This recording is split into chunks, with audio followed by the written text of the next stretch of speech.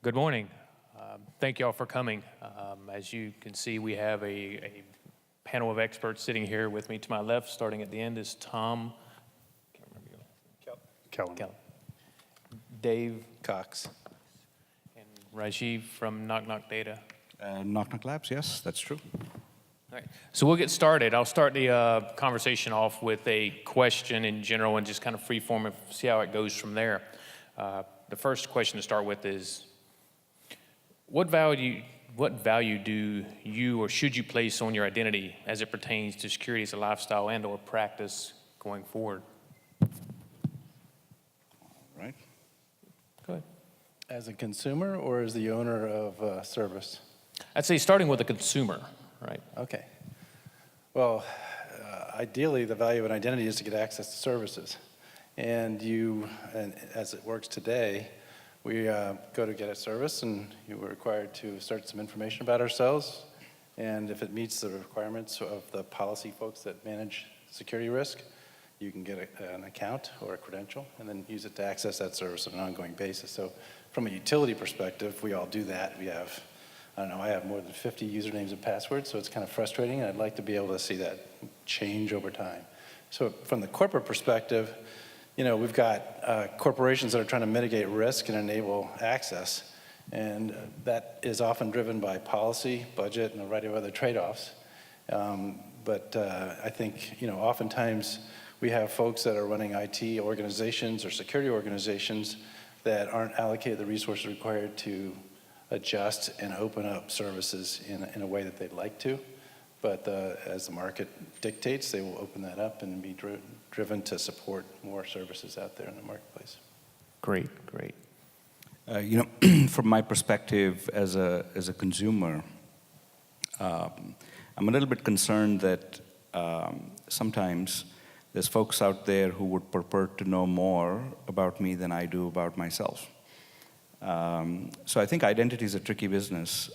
We've gotten used to a set of assumptions about how it functions in the real world, and unfortunately it isn't quite the way that it's translated into the cyber world.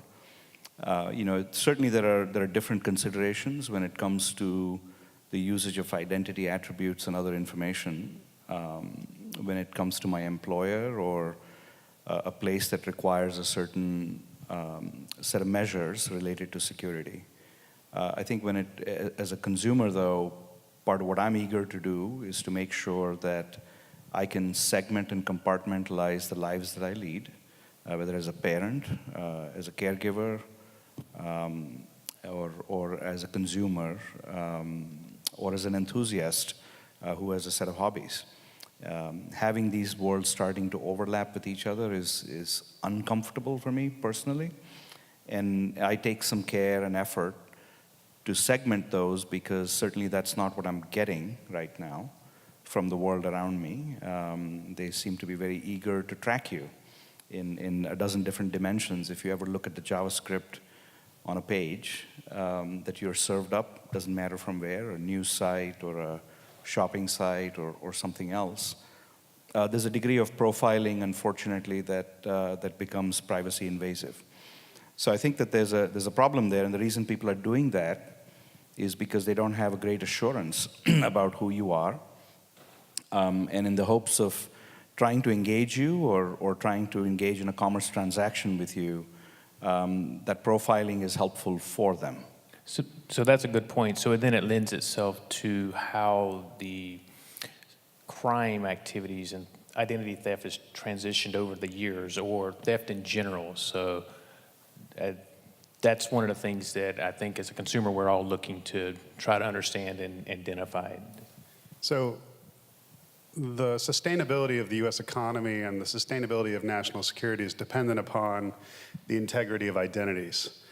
Cybercrime, cyber warfare all begins with the theft of credentials or identities that enable an adversary to impersonate an individual, an organization, an entity, and then manipulate transactions, security mechanisms, and/or the environment around them. It's fundamental that we appreciate that the Achilles heel of cybersecurity, that which we've been talking a lot about at dinner tables recently, is authentication and identity. when the most elite hacker crews of the world target an organization, whether it's OPM, whether it's the DoD, whether it's financial institution X, the number one thing they do when they bypass the security of a system is to compromise credentials and then use that privilege escalation to act like they are a privileged identity user of said system. For those of you who have been listening to the hyperbole or the spin saying that the insider threat is the number one problem in the world, it's not. It's the digital insider threat, and the digital insider that only colonized that system because of the compromise of credentials and identities. So this is a fundamental problem in that we cannot verify our own identities, and our authentication and private keys for the PKI infrastructure of the world is being stolen by these hackers. I'll leave you with this. Until we solve the challenge that is authentication, we will no longer be able to sustain our economic growth or our national security, because authentication to an identity is the Achilles heel of cybersecurity. I would add a couple things, if I could, to that. We've all kind of grown up in this computing age with the habit of creating usernames and passwords as our primary credential. And that became sustained through enterprises and then extended out to online services, social networks. And it was a convenient way because we've been trained to do that. But is that the appropriate mechanism for asserting identity? And proving identity, comes before that. I would say no. I think basically we've kind of gone into a pattern where because we have so many accounts online, we're addicted to these online services through our telephones and through our corporations that we kind of get lazy. And we start transposing numbers, and there are tons of tools out there on the dark web, or even you can buy them commercially to hack passwords in less than 1/10 of a second. It's very simple. All the law enforcement agencies use those in legal purposes to do those kinds of things. Well, everybody else has gotten smart about that too, so we need to do more. We need to basically change the paradigm so that you don't have to remember all these username and passwords, and also make it so that we can use these things in the context appropriate for the services we're trying to obtain. So I'll agree and maybe throw a little controversy into the mix. So yes, I absolutely, authentication is where rubber meets the road. Identity is really at the heart of the equation. Authentication is the heart of the equation. I think there's a challenge though, right? Which is how do you get good identity and authentication without giving up privacy? And that's one of the puzzles, if you will, that we set out to solve. I'm from a company called Knock Knock Labs. We're one of the founders of the FIDO Alliance. And what we've tried to do is to put together a set of standards that are building blocks. They're not a solution, they're a building block. And the point of that building block is to say that there isn't any perfect authentication mechanism. What's right for any particular situation is a factor of three things. What usability do you want? What risk and security are defined by your particular use case? And what are the economics that you're willing to bear? And that's a terribly important part of the equation. Part of the reason that strong authentication mechanisms, even though we've had them for 20 plus years, haven't scaled, is because they fail one or more of these tests. They either fail the usability test or the security test. They're phishable.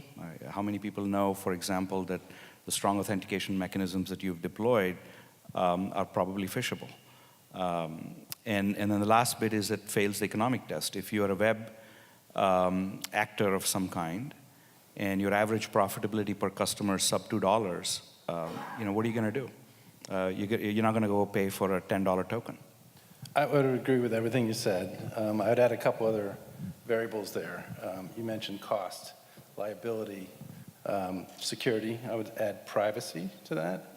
And I would add, usability. So basically, if you take those 5 factors, which are often driven by policy, and you then line those up for a given use case within a market space, you have all kinds of regulatory overtones and financial services, what they do versus oil and gas, and what they do in the social networks are different. And then one other variable, which is who you're exposing that service to. If you're exposing the service to social people like ourselves as consumers, that has different requirements. My usability factor as an employee going in to get a job, I'll do pretty much anything they ask me to, short of certain things, because I want to get paid. If I'm going to go to a doctor and they say, I need your social security, date of birth, gender, everything about you, and give me your fingerprints too, then I'd consider the last one a little bit on the extreme. If I'm going to buy alcohol and they want to know everything about me, my social and my passport, but all they really need to know is I'm over 21, it's all contextual. So I think there's a lot more complexity in this equation. Your points are completely valid, and I support them 100%. It's just that we found that each relying party use case and the constituents to which they expose is sort of the starting trigger for what you need to do to authenticate, to validate who users are, and then authenticate them on an ongoing basis. Yeah, so Edward Snowden yesterday said something that's kind of interesting and important to tune into, and that is when you conflate identity and authentication together, you end up with a set of privacy problems.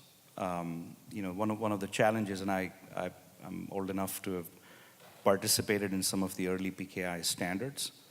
One of the mistakes that we made with X509 certs, for example, was that we started to put a ton of metadata and bound it too closely to the key. What that meant was that every time that you were engaging in a transaction, there was inadvertent leakage of information out of that. As wonderful example, if my daughter needs to prove that she's over 21, does she have to disclose her address from her driver's license? That doesn't seem like a good idea necessarily. And so I think these are the important elements of designing infrastructure technologies. And sometimes these design mistakes catch up with you. And so that's one of the reasons why, for example, with the FIDO systems, it is based on public key technology, but there is no infrastructure. So it's a direct trust system, a little bit like PGP. So you can think about it as a PK system without the I. And those are the kinds of design choices that help you preserve an essential element of privacy. And then when you use it in an enterprise context, it's always possible to overlay management on top of something like that. I'd like to tell you all a brief story. When I began my career as a cybersecurity professional in '97, there was no such thing as cybersecurity. And when I worked on the World Bank Treasury Security Team, which was facilitating the e-financial revolution around the world, which was connecting the central banks of the world to ISPs that the World Bank and IMF had co-invested in, the solution for security was PKI. The banks of the world said, we'll never have a security problem because we have PKI.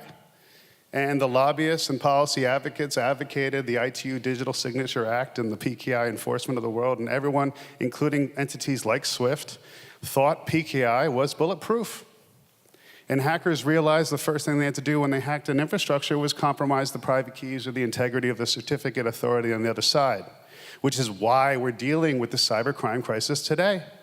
We presumed that we had created something bulletproof without any kind of awareness around the reality that we needed adaptive authentication based on risk or attack surface to insulate that user from private key theft. This is in large part why we're dealing with the wire transfer fraud epidemic in the US and internationally. This is in large part why we're dealing with this manifestation of the dark web in today's world. And we should expect more from those who do business with us. This is about protecting their brand, their sustainability, but ours as well. So to pull the string on that a little farther, so you have identity and authentication, but how do you measure, what do you see going forward from a persistence aspect, right? So how do I know that you are you 10 minutes from now, that someone hasn't hijacked your session, or the system has been compromised? Because not just do you have human identity, you also have Internet of Things identity, device identity. So that's a blended technological solution, and I would say it begins with user entity behavior analytics, and it ends with what Dave is probably going to suggest right now. So we've seen the emergence of adaptive authentication or even continuous authentication. The exercise of getting a credential, PKI cert, or some other type of credential starts with a proofing engagement where it can be from various types of proofing, from social network, which they don't know that much about you, but they learn about you and then sell that information, all the way up to an in-person proofing where that's then attached to a credential that's persistent, ideally, and ideally reusable. However, we found customers who are saying, for all the reasons Tom mentioned, those are subject to compromise. So what do we do? And technologies are evolving rapidly. I mean, if you talk about accessing services we do from a cell phone 10 years ago, people would have said that's not going to happen ever, and here we are, and we're now off to the next wave of things. So we basically, I think, believe that adaptive authentication is a trend that's going to grow, and that you're going to have customers want to be able to test new technologies, and those trade-offs, as I mentioned earlier, are going to be key to the decision process and the allocation of money to make that happen. If you have heavy infrastructure requirements to test the theory of adaptive authentication or the practice of it, it's probably going to take a lot longer. But if you can do this as a service and deploy that in a very, very efficient, lightweight way that's trusted, you're going to get faster adoption. And please don't be confused with multi-factor authentication, okay? Multi-factor authentication has helped insulate identities, but has not been successful because of the following. Hackers used to deploy keystroke loggers, Trojans with keystroke logging capabilities, which were inevitably defeated by multi-factor authentication. Then hackers built remote access Trojans, RATs, which when entering systems took screen scrapes of everything, so thus the hacker became omniscient to everything that you knew. So we have to move towards 2 or 3 or 4-factor authentication, not multi-factor, where it's something you know, something you are, something you have, and be able to overlay those in an adaptive construct on that private key to insulate that infrastructure from an adversary that thinks they know everything you know. So, I think a couple of things from the practitioner's point of view. Authentication systems are all imperfect. If there's any vendor that tells you that they've got the bulletproof credential or the bulletproof authentication mechanism, they're lying to you. All authentication mechanisms are subject to some degree of subversion or failure. The question is, in your particular use case, how do you plan to be resilient to the failure of that credential? Do you understand your threat models accurately? And it is not possible to protect against every possible contingency in the world. One of the things that I often say when I talk to our customers is that there is this concept called modern authentication that we coined, that we think about as the combination of a claim and a calculation. So, the days of thinking that there's a perfect credential that's going to grant you access into a system are gone. There's always going to be a claim and a calculation. The interesting thing is that, so in the financial community, they're very familiar with it because they perform those risk calculations every day. Some of the inputs for that risk calculation are coming from the device, some of them are coming from the network, and some of them are historical signals. So a good way to think about authentication in general is that it is a signals-based problem. And if you deal with weak signals, you're going to get weak probabilistic outputs.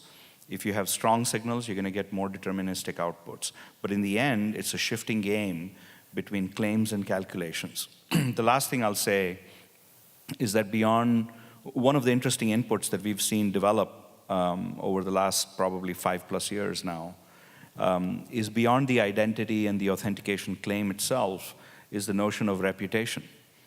And particularly as attackers get more sophisticated, sometimes not only will they subvert a legitimate identity or gain inside access into a system, but they're very patient.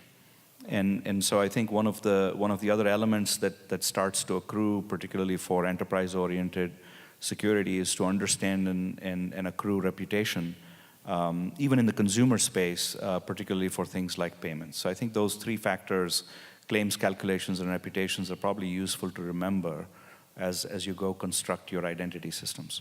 So the one string I want to pull on all of these here, though, at the end of the day, is there's a transparency problem, right? As a consumer of a technology or as a consumer of a device, we don't want 5 layers of security analog to be able to prove I'm me. We want that to be transparent. So how do you deconflict those 2 things when the weakest point is the end user or the end device?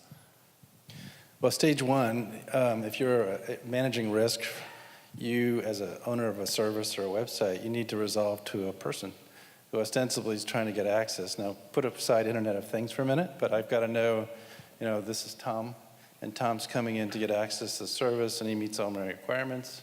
Then I need to relate Tom or affiliate him with other attributes. Could be the device. The fact that Tom is already coming from a device and it's already a trusted device is a big plus. The fact that Tom's coming in from, Virginia, but 2 minutes ago he came in from California, sort of set off a flag. So a lot can be done, as you said, in the signals place, with claims and attributes about Tom's context coming in to begin to drive continuous authentication or checks. If Tom comes in then and he wants to, he's normally coming into his bank and he wants to, do a small deposit, but suddenly he wants to move $1 million. The context changed, right? And suddenly, the risk goes up, and Tom would expect also, if he's moving $1 million, if he owns that money in his account, that something else should happen. It shouldn't just be business as usual. Tom got in the account, he's now moving $1 million. So all these things require different tools, and they don't have to perturbate the user experience. The user experience can be the same, but it really is dependent, as I said, upon what services, how much risk is there, the cost of doing that, the trade-off from a privacy and a security perspective. There's lots of trade-offs in that consideration, the continuum of activity. If it's for your consumers, they should have a modicum of trust in your environment, much like when you walk into a luxury brand store like, I don't know, Louis Vuitton, Tiffany's, something of that sort. You're not concerned about your physical safety. And you're not concerned with someone stealing your wallet. And given that this is the Achilles heel of cybersecurity, at least luxury brands or publicly traded brands should allow a consumer to make a decision as to how much exposure they will have in your environment by allowing you to purchase or endowing you because of your the nature and your goodwill towards that brand with something greater than what is being provided today. If you are an employee, we can learn a lot again from the dark web.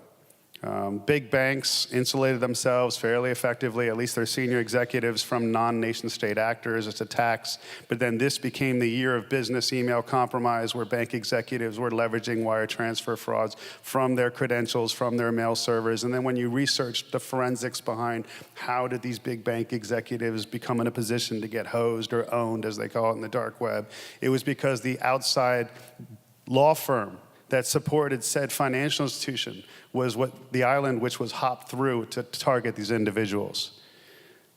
So you think about the nexus and the nature of what things like island hopping or watering hole attacks where websites are turned against their constituencies, or things like business email compromise. And we must respect this is not a security or technology issue. This is a brand protection issue. And if you work for a significant brand or you are partnered with a significant brand, then this should be something that you should demand higher levels of authentication.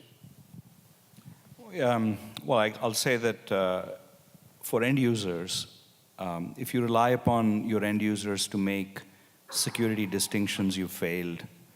And you will suffer catastrophic failure. End users do not like any kind of cognitive overloads. They compensate. And I think that's most visible with passwords when they tend to repeat them across sites because we raise the complexity requirements on them. So I think for end users, I think that's obvious. What's less obvious, I think, is that developers are also a weak link in the chain. Most of you regard your programmers, your developers in high regard. Let me tell you, they're sloppy.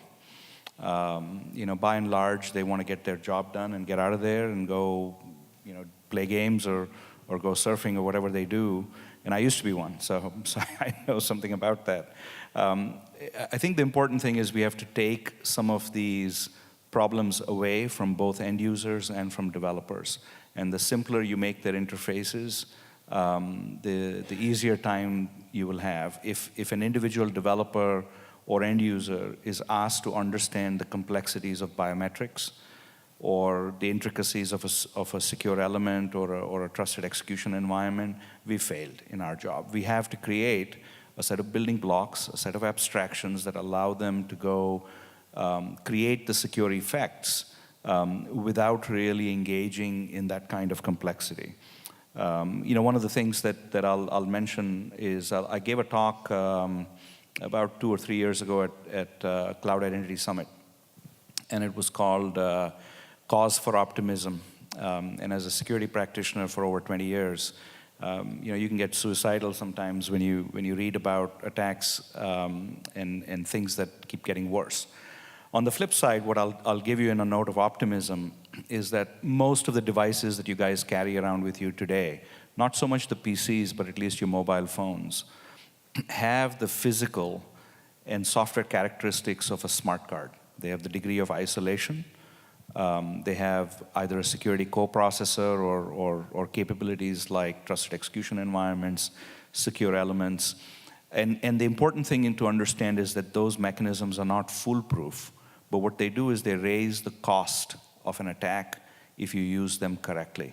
And in the end, as cybersecurity professionals, one of the main things that we can do is to raise the cost of attacks so that these guys can move on from trying to pick on the simple stuff to really going after the hard stuff, and then we can go defend that. And I think that's a good frame to keep in mind. Thank you. So we've got about 10 minutes left or so I figured I'd open up the floor for questions. If anybody on the panel, if anybody'd like to ask any questions, or we can continue to move on. Okay. Oh, got one. Awesome.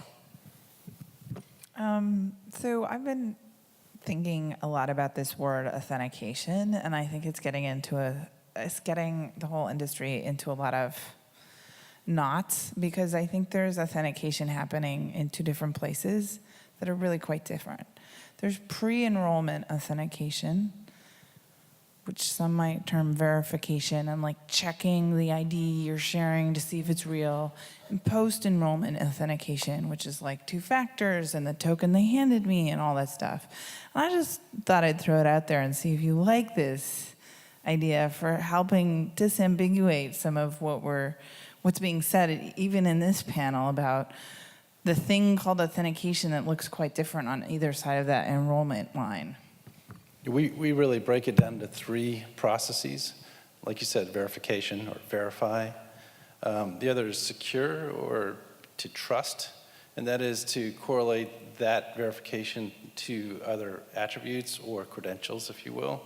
And the other is access, to extend that so that a consumer or a user of that bundle of trust can use that over and over again.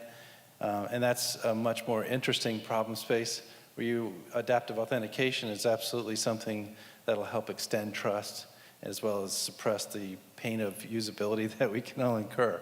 I mean, ideally, you wouldn't have one credential fits all. You'd have the ability to compartmentalize your life, but verification is one of those ongoing things that we're seeing the market want to do. If you can deliver that in a lightweight fashion that is cost effective, then it is a very powerful component of what we're talking about. Yeah, I'd separate the 2 or even 3 pieces. And the reason is that from a structural perspective and the actors that are involved, they're really different actors. You can think of that first step that you described as the KYC step or the know your customer step.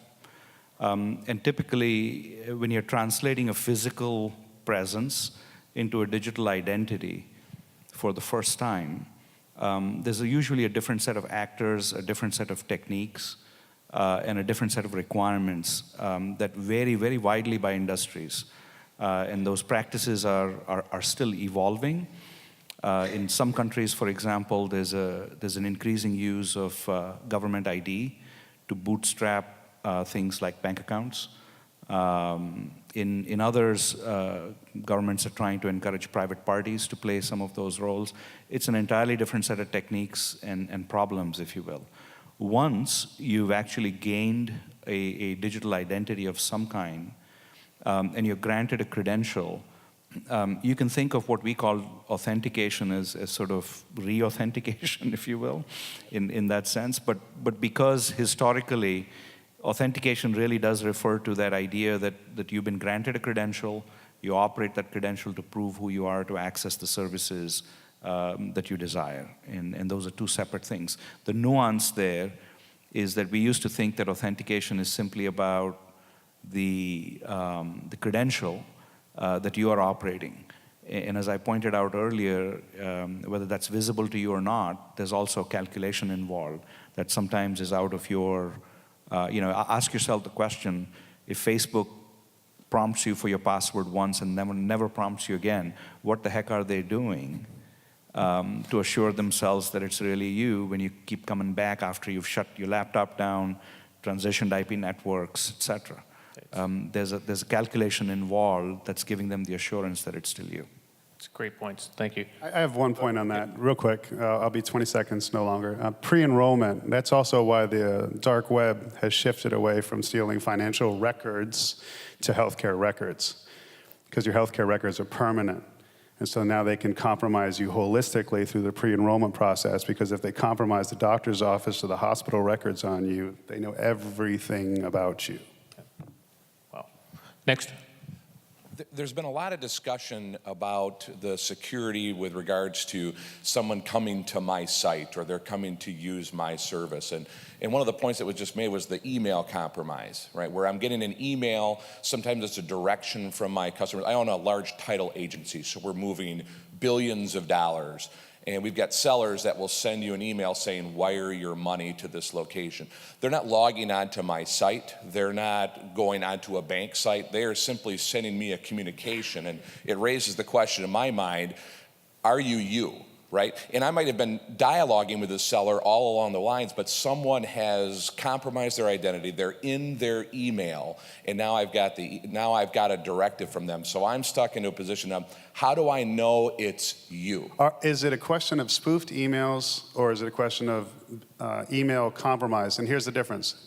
Your head of security should be employed to issue DMARC, which is email authentication, right? But if they choose not to, all of your significant personalities, you and everyone else you work with that can move money or facilitate money movement, should be checking the two R's. The return path and the reply to have to be the same. Now, if you're still concerned that that person's email server or account has been compromised, then you need to really leverage things like adaptive authentication for these. So that's what we're seeing, right? It's one thing where they create a spoofed identity where it's my name at Gmail, and then they create a new spoofed identity where it's my name 1 at Gmail, right? So it looks the same to my users. This is where, we've got so many parties in the transaction that are vulnerable, that are using their Gmail accounts that haven't turned on the two-factor and things like that. So they're literally sending the message from the account.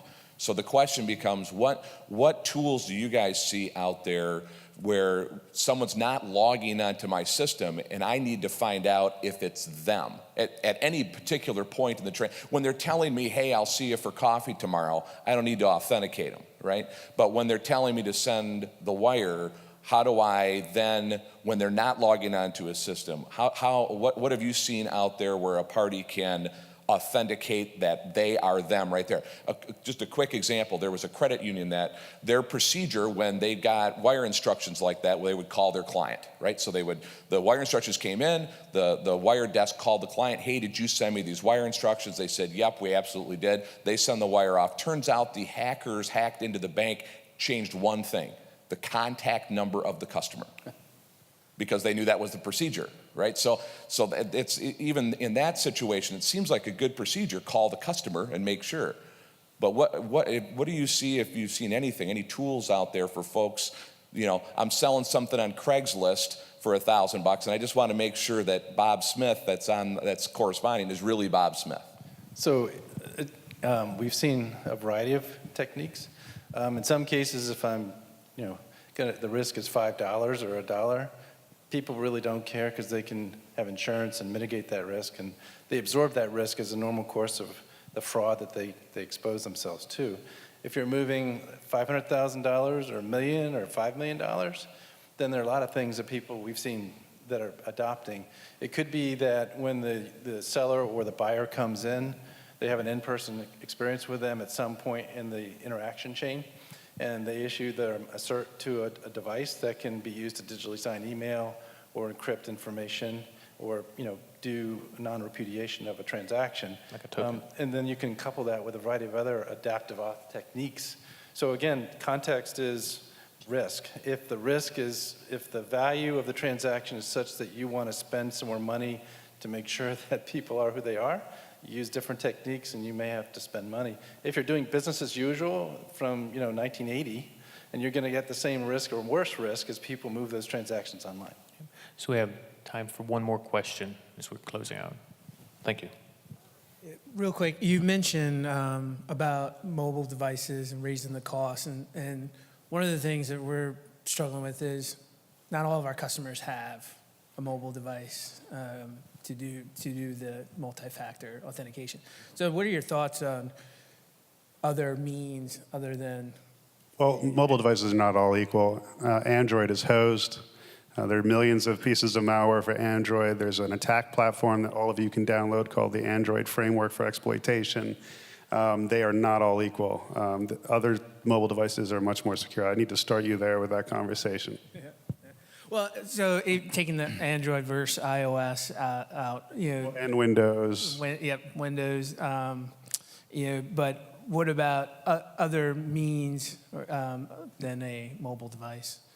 Yeah, I mean, let me speak to that a little bit. I think it's certainly true that, as I said, no authentication mechanism is perfect, including mobile phones that have the secure infrastructure. The problem is that most software can't use it easily. And one of the things that we've been doing at the FIDO Alliance is to try and create interfaces and protocols and standards that allow for some of the easy use by both developers and end users of the secure infrastructure that's present on your phone, but cannot easily be used. So number one, where you do have mobile phones present, more and more people, and I'll give a shout out to some folks in the room.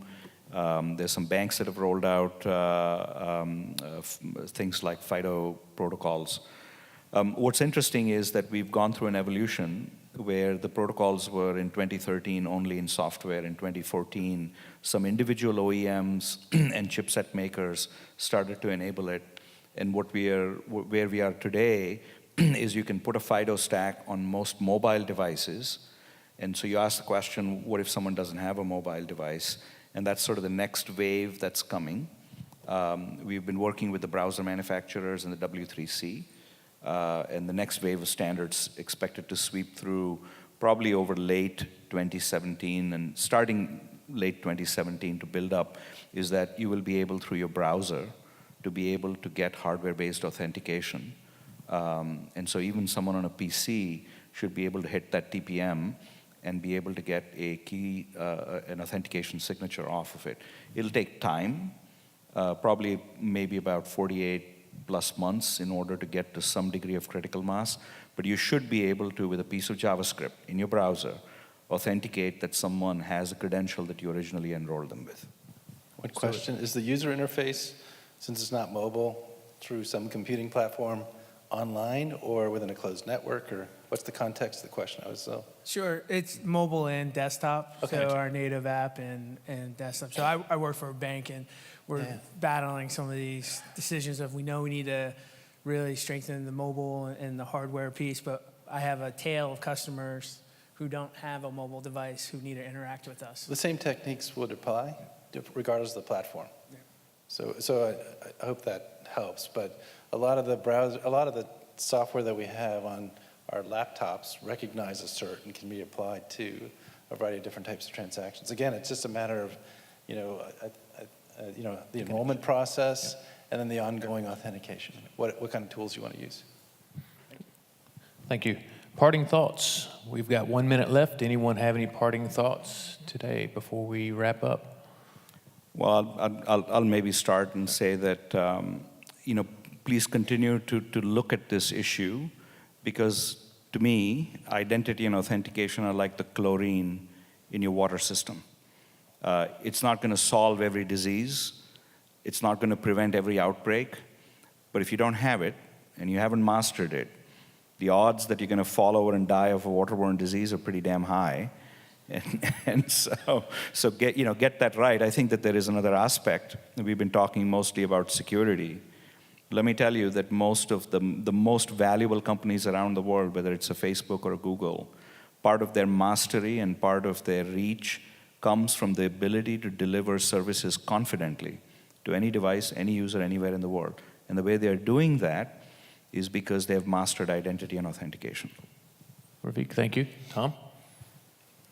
This is a brand protection issue. If you're starved for resources, you should challenge not only your significant superiors to escalate the conversation, but to bring in the chief of marketing and allocate resources from the marketing budget, which is heavily dependent on digital marketing, to ensure a more sustainable and safe environment for your users/customers.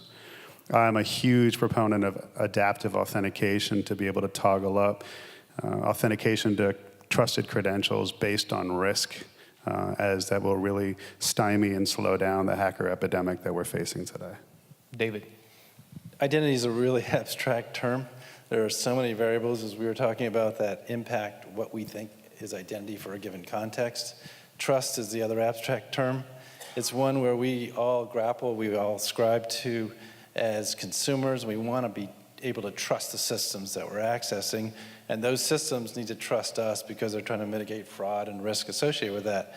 So this is a space that is really rich with a lot of interesting nuances as well as outside influences that are out of the control. Whenever a big brand has their PII stolen, the stock values drop overnight, and that has a big impact on the executives. And so they react differently the next day when the board comes in and says, what the heck were you doing to protect these assets? So we're going to see an ongoing evolution of this space. I think adaptive authentication issued with strong credentials that can be used in a privacy-enhancing way is really where that trust factor on both sides is going to continue to evolve. Outstanding, outstanding conversation. So I'd like to thank Raviq from Knock Knock Labs, David from Dataweb, Dataweb. And Tom from, Strategic Cyber Ventures for your time today. It's been a great conversation. Thank you all very much for your attention. Thank you very much for your time. Have a great evening. Thank you.